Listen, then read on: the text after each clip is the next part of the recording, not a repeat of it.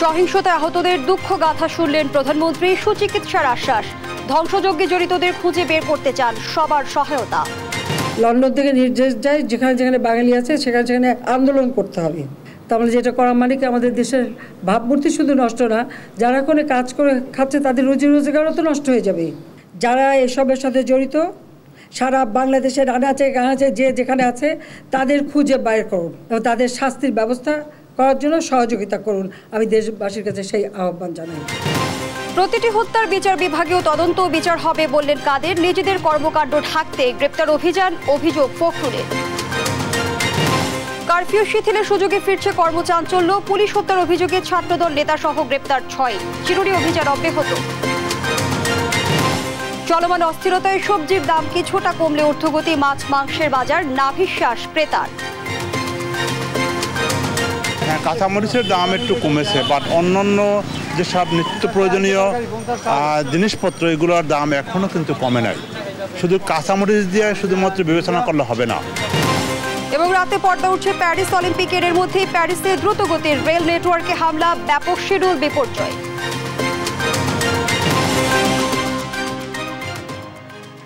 সংবাদ সন্ধ্যায় দেখছিলেন একেএস টিএমটি বা সংবাদ শিরোনাম। সাথে আছি আমি ফারনাজ জুই। কোটা সংস্কার আন্দোলনের সহিংসতায় আহতদের কষ্টের কথা শুনলেন প্রধানমন্ত্রী শেখ হাসিনা। বিকেলে ঢাকা মেডিকেল কলেজ হাসপাতালে আহতদের দেখতে গিয়ে তিনি প্রশ্ন রাখেন, সব দাবি মেনে নেওয়ার পরও কেন এই সহিংসতা।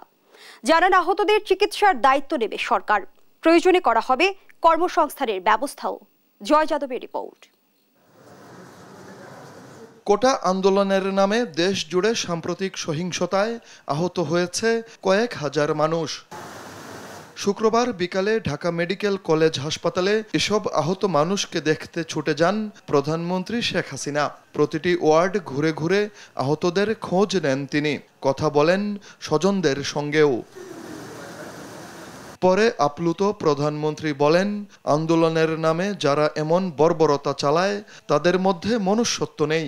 আহতদের সুচিকিৎসার সব ব্যবস্থা করা হবে বলেও জানান তিনি। এইভাবে মৃত্যু ছিল হবে এটা আমি কখনো চাই, কিন্তু আজকে বাংলাদেশে সেটাই করলো। এদের কোনো মনুষ্যত্ব বোধ নেই। এই জামাত, শিবির, বিএনপি, ছাত্রদল তারা এই সুযোগটা নিয়ে, কোটা আন্দোলনের সুযোগটা নিয়ে সারা দেশব্যাপী এই ধ্বংসাত্মক কাজ করে যাচ্ছে।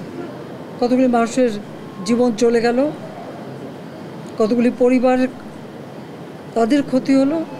আমি এটুকু বলতে পারি যে আমরা চিকিৎসার জন্য যা যা প্রয়োজন সরকার করে যাচ্ছে এবং করবে। চিকিৎসা শেষে তাদেরকে অন্তত তাদের আয় রুজির ব্যবস্থা যাতে হয় সেটাও আমরা করব। এমন নাশকতাকে জঙ্গিদের সঙ্গে তুলনা করে প্রধানমন্ত্রী প্রশ্ন রাখেন, সব দাবি মেনে নেওয়ার পরও কেন সহিংসতা। দেশের মানুষ এবং আন্তর্জাতিক ক্ষেত্রেও সবাইকে আহ্বান করব যে এই যে বর্বরতা, এই যে সন্ত্রাস, জঙ্গি এবং মানুষের হত্যা, এটা তো সম্পূর্ণ জঙ্গি কাজ। এরা তো হাত কাটা, রক কাটা, পা কাটা। আমাদের ছাত্রকে ছেলেদের খালি চট্টগ্রামে সেই 6 তলা থেকে ফেলে দেওয়া, তাদের রক কেটে দেওয়া, পড়ে যাওয়ার পরেও তাদের উপর হামলা। এ কোন ধরনের বর্বরতা? আমরা তো সব দাবি মেনেই নিয়েছি, তারপরে আবার কেন? সেটাই আমার প্রশ্ন। এটাকে জঙ্গিবাদকে সুযোগ করে দেওয়ার জন্য? এই ধরনের জঙ্গি সন্ত্রাসীর বিরুদ্ধে দেশবাসীকে ঐক্যবদ্ধ হয়ে রুখে দেওয়ার আহ্বান জানান প্রধানমন্ত্রী শেখ হাসিনা। যারা অপরাধী খুঁজে বের করে দিতে হবে এবং সকলে ঐক্যবদ্ধ হতে হবে এই বর্বরতার বিরুদ্ধে। জয় যাদব, দেশ টিভি, ঢাকা। এর আগে ক্ষতিগ্রস্ত বিটিভি ভবন পরিদর্শন করে প্রধানমন্ত্রী বলেন, সাজাপ্রাপ্ত তারেক রহমান লন্ডন থেকে নির্দেশ দিয়ে বিভিন্ন দেশে থাকা প্রবাসীদের উস্কে দিচ্ছে। বলেন, শিক্ষার্থীদের তিনি রাজাকার বলেননি, তার বক্তব্য বিকৃত করে আন্দোলনকে ভিন্ন খাতে নেওয়া হয়েছে। আন্দোলনের নামে যারা সহিংসতা চালিয়েছে তাদের ধরিয়ে দিতে দেশবাসীর সহযোগিতা চেয়েছেন প্রধানমন্ত্রী। জয় যাদবের আরেকটি রিপোর্ট। কোটা আন্দোলনের নামে গেল সপ্তাহে দেশ জুড়ে তাণ্ডব চালায় দুষ্কৃতিকারীরা। নজিরবিহীন আক্রমণে ধ্বংস করা হয় বিভিন্ন সরকারি প্রতিষ্ঠান ও কেপিআই স্থাপনাগুলো। জ্বালিয়ে দেওয়া হয় রাষ্ট্রীয় প্রচার মাধ্যম বাংলাদেশ টেলিভিশন। আগুনের লেলিহান শিখায় পুড়ে ছাই হয় বিটিভির পাওয়ার স্টেশন, স্টুডিও, গুরুত্বপূর্ণ নথি। পুড়িয়ে দেওয়া হয় বিটিভি মিউজিয়ামে থাকা বিরল সব যন্ত্রপাতি। সহিংসতার সেই চিত্র সরেজমিন দেখতে শুক্রবার সকালে রামপুরার বিটিভি ভবনে যান প্রধানমন্ত্রী শেখ হাসিনা। মূল ভবনের বিভিন্ন ফ্লোর ঘুরে দেখেন ধ্বংসলীলার তাণ্ডব। কথা বলেন বিটিভির কর্মকর্তাদের সঙ্গে। পরে প্রধানমন্ত্রী বলেন, যারা এভাবে রাষ্ট্রীয় সম্পত্তি ধ্বংস করেছে তারা দেশের শত্রু। এবারে পড়ানোর চরিত্রটা কিন্তু একটু আলাদা। এবারে তারা গান পাউডার ব্যবহার করেছে এবং নিমিষে সব পুরো একবারে ছাই। আজকে যারা টেলিভিশন সেন্টারটাকে এইভাবে পোড়ালো, সব কিছু ঘুরে ভিতরের একটা কিছু নেই যে রক্ষা পায়, তাহলে এরা কারা যে একটা দেশকে সম্পূর্ণভাবে ধ্বংস করার চিন্তা নিয়েই যেন তাদের এই আক্রমণ। আন্দোলনের সময় মেধা আর কোটা নিয়ে তার বক্তব্য বিকৃত করা হয়েছে বলেন শেখ হাসিনা। আমার একটা কথা নিয়ে তারা কিছু কতদিন প্রতিবাদ করলো। কি কথা বলেছিলাম আমি? আমার কথাটাকে বিকৃত করা হয়েছিল। বিকেল 4টায় আমি প্রেস কনফারেন্স করি, কয়েক ঘন্টা চলে যায়, হঠাৎ রাত্রেবেলা বোধহয় 11টা 11:30 দিকে দেখলাম অনেক ছেলে মেয়ে বের হয়ে আসছে, মেয়েরা হল থেকে বের হয়ে আসছে। তাদের স্লোগানটা কি? যে তারা রাজাকার, তুমি কে আমি কে, রাজাকার রাজাকার, তোমার বাবা আমার বাবা, রাজাকার রাজাকার। তার মানে তারা নিজেদেরকেই রাজাকার হিসেবে পরিচয় দিল। আমি তো তাদের রাজাকার বলিনি। সরকার প্রধান বলেন, ছাত্রদের দাবি মানার পরও প্রবাসীদের লন্ডন থেকে উস্কে দিচ্ছে এক সাজাপ্রাপ্ত আসামি। লন্ডন থেকে নির্দেশ যায় যেখানে যেখানে বাঙালি আছে সেখানে সেখানে আন্দোলন করতে হবে। আর এই আন্দোলন করতে যে তাদের অবস্থাটা কি? ইউএইতে তারা মিছিল করতে গেছে, 57 জনকে গ্রেপ্তার করেছে। হ্যাঁ, আমাকে গালি দিচ্ছে, দেশের বিরুদ্ধে তারা স্লোগান মিছিল। ওই দেশে আইন আছে, কেউ মিছিল করতে পারে না, কিন্তু তাদেরকে উস্কে দেওয়া হয়েছিল লন্ডন থেকেই যে মিছিল করতে হবে। তার মিছিল করতে যে শুধু নিজেদের চাকরি বাকরি রুজি রোজগারের পথ যে হারালো তা না, আজকে যে বাঙালিরা ওখানে কাজ করে খায় তাদের মুখটা কোথায় থাকে? যারা ধ্বংসযজ্ঞ চালিয়েছে তাদের ধরতে দেশবাসীর সহযোগিতা চান প্রধানমন্ত্রী। যারা এসবের সাথে জড়িত সারা বাংলাদেশের আনাচে গানাচে যে যেখানে আছে তাদের খুঁজে বের করুন, তাদের খুঁজে বের করুন এবং তাদের শাস্তির ব্যবস্থা করার জন্য সহযোগিতা করুন। আমি দেশবাসীর কাছে সেই আহ্বান জানাই। শেখ হাসিনা বলেন, সকল অর্জনকে ধ্বংস করে আন্তর্জাতিক অঙ্গনে দেশের সম্মান নষ্ট করাই জামাত বিএনপির উদ্দেশ্য। তাদের অপপ্রচারে বিভ্রান্ত না হওয়ার আহ্বান জানান প্রধানমন্ত্রী। মিথ্যা অপপ্রচার চালিয়ে কাউকে যেন বিভ্রান্ত করতে না পারি। আসল সত্যটা জানুন। জয় যাদব, দেশ টিভি, ঢাকা। কোটা সংস্কার আন্দোলনের সহিংসতায় প্রতিটি হত্যাকাণ্ডের বিচার বিভাগীয় তদন্ত ও বিচার হবে, জানিয়েছেন আওয়ামী লীগের সাধারণ সম্পাদক ও সেতুমন্ত্রী ওবায়দুল কাদের। বলেন, যারা সহিংসতা করেছে তাদের বিরুদ্ধে আইনি ব্যবস্থা নেওয়া হবে। আন্দোলনের নামে শিক্ষার্থীদের হত্যা করে সরকারের উপর দায় চাপানো হয়েছে বলে দাবি করেন তিনি। বিস্তারিত নূপুর মাহমুদের রিপোর্টে। শুক্রবার ধানমন্ডিতে আওয়ামী লীগের সভাপতির রাজনৈতিক কার্যালয়ে সংবাদ সম্মেলনে দলের সাধারণ সম্পাদক বলেন, শিক্ষার্থীদের সকল দাবি মেনে নিয়ে প্রজ্ঞাপন জারি করা হয়েছে। আন্দোলনের নামে শিক্ষার্থীদের হত্যা করে সরকারের উপর দায় চাপানো হচ্ছে বলেও দাবি করেন ওবায়দুল কাদের। শিক্ষার্থীদের আন্দোলনে ছাত্রদল, শিবির, উগ্র জঙ্গি গোষ্ঠী, তাদের সুইসাইড স্কোয়াড অনুপ্রবেশ করে ঢাকা সহ সারা দেশে ৭১-এ পাকিস্তানি কায়দায় তাণ্ডব চালিয়েছে। আন্দোলনের নামে শিক্ষার্থীদের হত্যা করে সরকারের উপর দায় চাপাতে হয়েছে।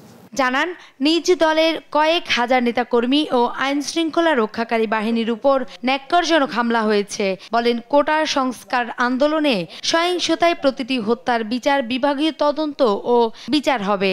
আইন শৃঙ্খলা বাহিনী তদন্তে যখন স্পষ্ট হয়ে উঠেছে বিএনপি জামাতের ষড়যন্ত্র, নৈরাজ্য, নাশকতার তথ্য পাওয়া যাচ্ছে, নির্দেশদাতা অর্থদাতাদের পরিচয়, মির্জা ফখরুল থলের বিড়াল বের হতে শুরু করেছে। আওয়ামী লীগের সাধারণ সম্পাদক বলেন ৭১, ৭৫ আর ২০২৪ সালের খুনিরা একই সূত্রে গাঁথা। বিভিন্ন জায়গায় আজকে আমরা যে খবর ঠিক ৭১-এর কায়দা। নূপুর মাহমুদ, দেশ টিভি, ঢাকা। পররাষ্ট্রমন্ত্রী ডক্টর হাসান মাহমুদ বলেছেন, আদালতের রায়ের মাধ্যমে কোটা ইস্যুর সুরাহা হওয়ার পরও এখন প্রশ্ন দেখা দিয়েছে কারা এ আন্দোলনকে সহিংসতার দিকে নিয়ে গেছে। দাবি করেন লন্ডন থেকে তারেক রহমানের নির্দেশে ঢাকায় নিযুক্ত বিভিন্ন রাষ্ট্রদূতের ফেসবুক পেজ হ্যাক করা হয়েছে। সকালে ঢাকায় এক অনুষ্ঠানে তিনি সাংবাদিকদের একথা বলেন। আমি রাষ্ট্রদূতদের নিয়ে এই ধ্বংসযজ্ঞ দেখানোর জন্য তাদের নিয়ে গিয়েছিলাম। ইটালিয়ান রাষ্ট্রদূতের কথা বলা হয়েছে, তিনি নিজে বলেছেন ইটস এ শেম। তার আইডি হ্যাক করে বিভিন্ন রাষ্ট্রদূতের আইডি হ্যাক করে, বিদেশিদের আইডি হ্যাক করে সেখান থেকে উল্টাপাল্টা পোস্ট দেওয়া হয়েছে। ইটালিয়ান রাষ্ট্রদূতের আইডিও হ্যাক করা হয়েছে। আজকে রাষ্ট্র আক্রান্ত এবং এই রাষ্ট্রের উপর হামলা তারেক রহমানের নির্দেশে হয়েছে। সরকার নিজেদের কর্মকাণ্ড ব্যর্থতা আড়াল করতে বিরোধী নেতাকর্মী এবং সাধারণ মানুষকে নির্বিচারে গ্রেপ্তার করছে বলে অভিযোগ করেছেন বিএনপি মহাসচিব মির্জা ফখরুল ইসলাম আলমগীর। শুক্রবার গণমাধ্যমে পাঠানো এক প্রেস বিজ্ঞপ্তিতে একথা বলেন তিনি। বলেন, নেতাকর্মীদের গুম করে রেখে নির্যাতন চালিয়ে ৪-৫ দিন পর আদালতে তোলা হচ্ছে, যা আইন ও মানবাধিকার লঙ্ঘন। ছাত্র জনতার ন্যায়সঙ্গত আন্দোলনকে দমন করতে সেনাবাহিনীকে ব্যবহার গ্রহণযোগ্য নয় দাবি করে অবিলম্বে কারফিউ তুলে নেওয়ারও আহ্বান জানান ফখরুল। বিবৃতিতে চলমান আন্দোলনে সহিংসতায় দেশের কতজন মানুষকে হত্যা ও পঙ্গু করা হয়েছে তার পরিসংখ্যান দেশের মানুষ জানতে চায় বলে দাবি করা হয়। রাষ্ট্রের টাকায় কেনা হেলিকপ্টার দিয়ে মানুষ হত্যার জবাব একদিন জনগণ কড়াই গণ্ডায় আদায় করে নেবে বলেও দাবি করেন মির্জা ফখরুল। সাধারণ ছাত্ররা জ্বালাও পোড়াও সহিংসতা এবং ধ্বংসাত্মক কাজের সাথে জড়িত নয়। যারা বৈষম্য বিরোধী ছাত্র আন্দোলনের ব্যানারকে ব্যবহার করে রাজনৈতিক স্বার্থ হাসিলের উদ্দেশ্যে রাষ্ট্রীয় সম্পদ ও জীবনের অপূরণীয় ক্ষতি করেছে, তাদের সাথে বৈষম্য বিরোধী ছাত্র আন্দোলনের কোনো সম্পর্ক নেই বলছে ঢাকা বিশ্ববিদ্যালয়ের সাধারণ শিক্ষার্থী মঞ্চ। এক প্রেস বিজ্ঞপ্তিতে তারা হামলাকারীদের বিচারের দাবি জানিয়েছে। এছাড়া আহতদের চিকিৎসা ও নিহতদের পরিবারকে ক্ষতিপূরণ দেওয়ার পাশাপাশি সাধারণ শিক্ষার্থীরা যেন হয়রানির শিকার না হয় সে দাবিও জানানো হয়। কারফিউর ৭ম দিনে কিছুটা স্বাভাবিক অবস্থায় ফিরেছে রাজধানী ঢাকা। কারফিউ শিথিলের সুযোগে খুলেছে অনেক দোকানপাট। গণপরিবহন কম হলেও সাধারণ মানুষের চলাচলে পড়েনি ভাটা। নগরীতে সরব ছিল আইন শৃঙ্খলা রক্ষাকারী বাহিনী। বিস্তারিত শাহাদাত নিশাদের রিপোর্টে। শুক্রবারের রাজধানী কারফিউরও ৬ষ্ঠ দিন। সড়কের চিত্র দেখে বোঝার উপায় নেই কদিন আগেও এই রাজধানী ছিল অস্থিরতায়। সকাল ৮টা থেকে বিকেল ৫টা পর্যন্ত কারফিউ শিথিলের সুযোগে এদিন রাজধানীতে নেমেছে গণপরিবহন। একই সাথে ঢাকা থেকে ছেড়েছে দূরপাল্লার বাসও। সাধারণ মানুষের নিরাপত্তার সাথে নগর জুড়ে সরব উপস্থিতি ছিল পুলিশের। বিভিন্ন পয়েন্টে সেনাবাহিনীর পাশাপাশি র্যাব ও বিজিবিরও টহল। সপ্তাহখানেক নির্বিঘ্নে চলাচলের সুযোগে স্বস্তি প্রকাশ করে সাধারণ মানুষ। দেশ এখন সুন্দর একটা অবস্থানে আছে। কোথাও কোনো বাসে আসছি, খুব সুন্দর স্বাভাবিক জীবনযাপন চলছে। ঢাকা আসছি, কোনো ধরনের কোনো যানজট বা কোনো ধরনের কোনো খারাপ কিছু দেখলাম না। সড়কে পরিবহন থাকলেও ভিড় ছিল না গাড়িতে। কোনো গ্যাঞ্জাম নাই, কিছু না, কিন্তু যাত্রী নাই, তো যাত্রী নাই, কোনো লোকই বাইরে না ঘরের। এখন অবস্থা যেটুকু দেখতেছি কোনো গ্যাঞ্জাম কোনো জায়গায় নাই। তারপরেও আমাকে তো ভাড়া ভাতি নেই, লোকজন বাসা থেকে কেউ বের হচ্ছে না। দ্রুত নগরের পরিস্থিতি স্বাভাবিক হয়ে উঠুক এমনটাই প্রত্যাশা সাধারণ মানুষের। শাহাদাত নিশাদ, দেশ টিভি, ঢাকা। কোটা সংস্কার আন্দোলনের আড়ালে পুলিশ হত্যার মূল হোতা ডেমরা থানা ছাত্রদলের আহ্বায়ক মাসুদ রানা সহ 6 জনকে রাজধানীর বিভিন্ন স্থান থেকে গ্রেপ্তার করেছে পুলিশ।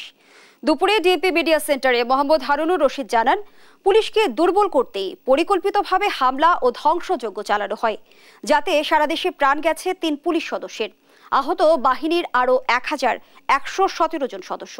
বিস্তারিত শাহাদাত নিশাদের রিপোর্টে। কোটা সংস্কার আন্দোলন ঘিরে সহিংসতায় সম্প্রতি রাজধানীর রায়েরবাগ শনির আখড়ায় 2 পুলিশকে নির্মমভাবে হত্যা করে দুর্বৃত্তরা। এদের মধ্যে একজনের লাশ ফুটওভার ব্রিজে ঝুলিয়ে রাখে তারা।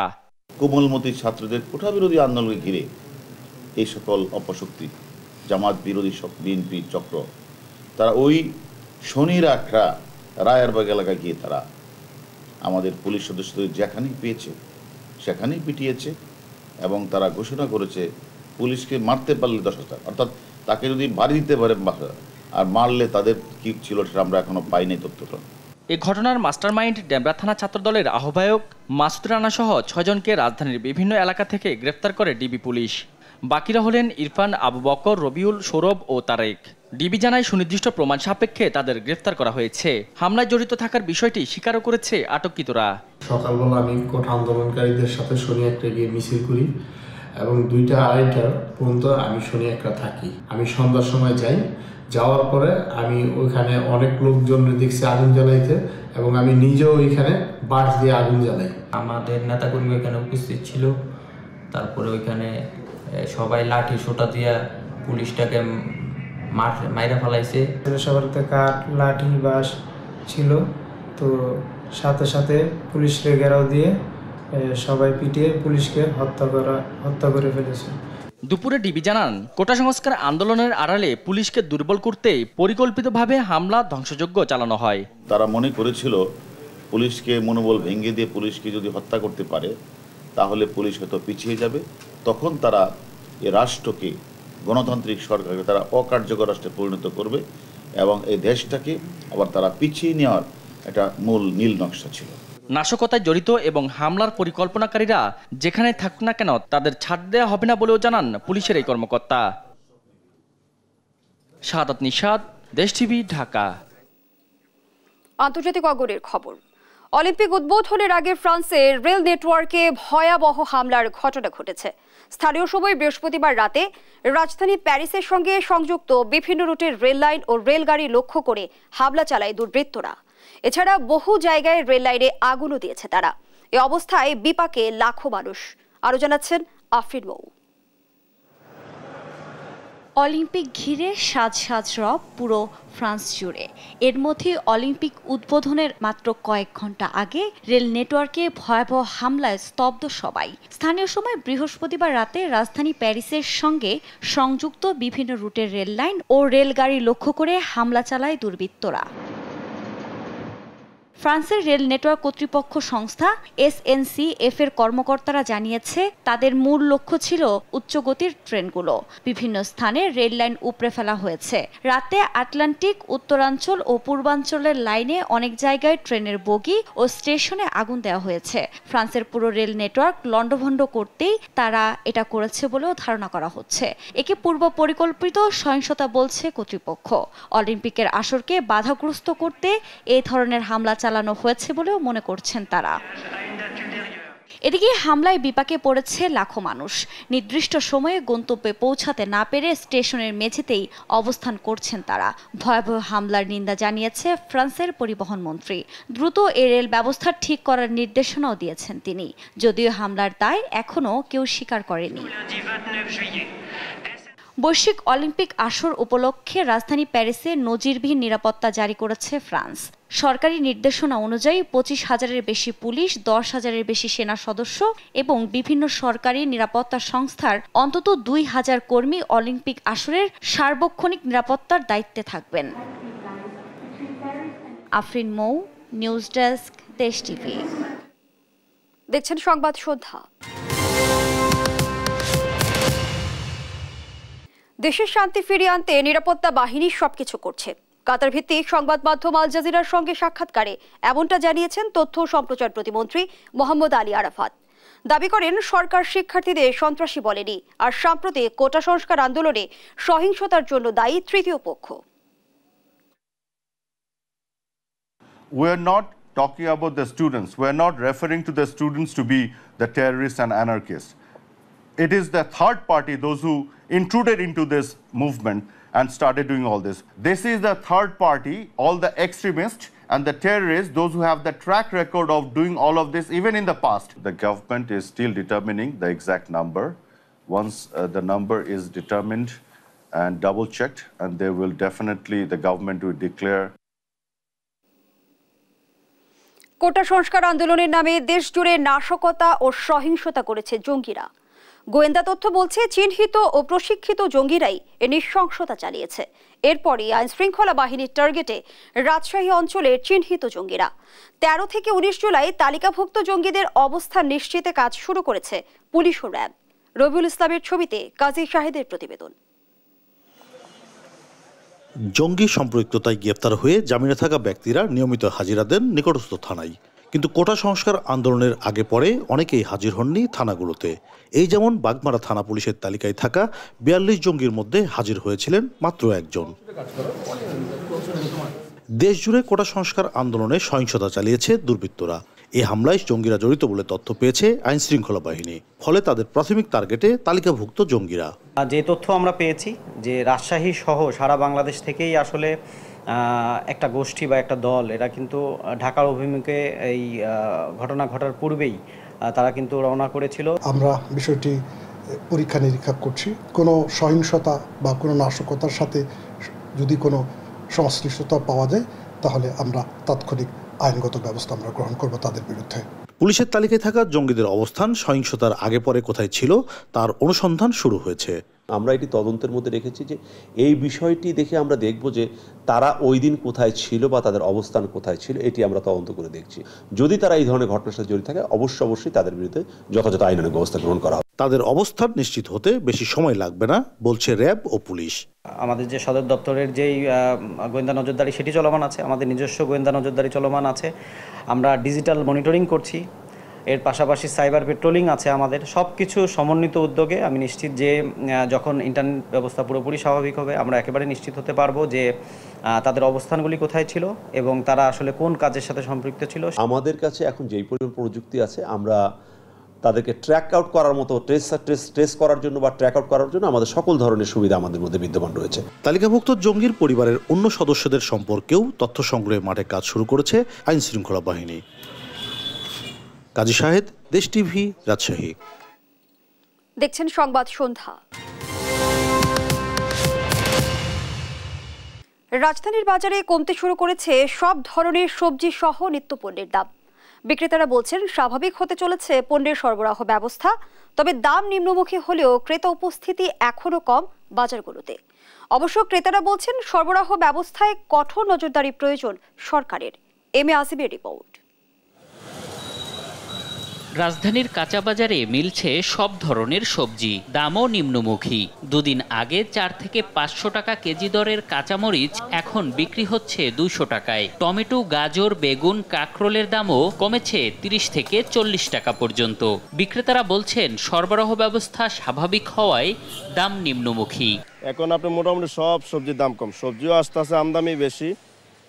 যেমন কাঁচামরিচ ছিল 400 থেকে 500 টাকা কেজি, এখন বর্তমানে 180 টাকা 200 টাকা এরকম কেজি বেচা হইতেছে। তো কমলে কি হবে, এখন তো বাজারে কাস্টমার নেই, মানুষ তো নাই, দেখেন না লোকজন একদম ফাঁকা। আজকে শুক্রবার বসে রয়েছে একদম ফ্রি। অবশ্য অপরিবর্তিত আছে মাংসের দাম। গরুর মাংস 800 আর খাসির মাংস বিক্রি হচ্ছে 1100 টাকায়। আন্দোলন আর কারফিউর প্রভাব পড়েনি মুরগির মাংসের দামেও। কারফিউর আগে মাংস পরিবর্তন হয়েছিল না, যে রেট আসলে ওই রেটই আসছিল, কিন্তু দাম বাড়েও নাই কমও নাই। একটা গরু কাইটা 2 দোকানে ভাগ করে নিতে হয়, একটা গরু বেচতে খুব সমস্যা হয়ে জায়গা। সারাদিন সকাল থেকে 40-35 কেজি গোছ সকাল থেকে ধরে রাতের 11টা বন্দি বয়ে বেচছি ভাই। ক্রেতারা বলছেন আন্দোলন আর কারফিউর মধ্যে আকাশচুম্বী হওয়া পণ্যের দাম কিছুটা কমছে, তবে বাজার এখনো ক্রেতার নাগালের বাইরে। হ্যাঁ, কাঁচামরিচের দাম একটু কমেছে, বাট অন্যান্য যেসব নিত্য প্রয়োজনীয় জিনিসপত্র এগুলোর দাম এখনো কিন্তু কমে নাই। শুধু কাঁচামরিচ দিয়ে শুধুমাত্র বিবেচনা করলে হবে না, এটা তো আপনার দেশে যুদ্ধ লাগলেও আমাদের খেতে হবে, সবাইকেই খেতে হবে, ঠিক আছে। যে কোনো পরিস্থিতিতে আমাদেরকে মানে নিত্য প্রয়োজনীয় জিনিস এটা আমাদের প্রয়োজন। সেই ক্ষেত্রে আমি মনে করি দেশের যেই সিচুয়েশন হোক না কেন সেক্ষেত্রে মানে সরবরাহের জন্য স্মুথ থাকে, যাতে নাকি প্রত্যেকটা মানুষ তার ক্রয় ক্ষমতার মধ্যে থাকে। বাজারগুলোতে সরবরাহ অব্যাহত থাকায় দাম বাড়েনি মাছের। কারফিউ আন্দোলন বা কোনো রাজনৈতিক কর্মসূচি কোনো কিছুতেই প্রভাব পড়ার কথা না নিত্যপণ্যের সরবরাহ ব্যবস্থায়, কিন্তু তারপরও বারবারই এগুলোর দোহাই দিয়ে বাড়ানো হয় নিত্যপণ্যের দাম। সরকারের কঠোর পদক্ষেপ এই বিষয়গুলোতেও দাবি করছে সাধারণ মানুষ। এম এ আজিম, দেশ টিভি, ঢাকা। দেখছেন সংবাদ সন্ধ্যা।